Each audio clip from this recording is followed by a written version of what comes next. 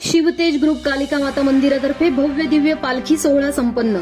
यावेळी सकाळी कालिका माता देवीचा अभिषेक, सायंकाळी पालखी सोहळा, त्यानंतर प्रवचन व भजन संध्या संपन्न झाली। यावेळी मनोज शिंदे, राहुल पवार, संदीप आहेर, अभिषेक पाटील, संतोष सोनवणे, आकाश तिडके, तेजस काळे, वैभव जमधडे, उद्धवराजे विधाते, निहाल सुपेकर, शुभम शिंदे, अमोल बिडवे, रोहन सूर्यवंशी, दीपक विधाते आदी मान्यवर उपस्थित होते।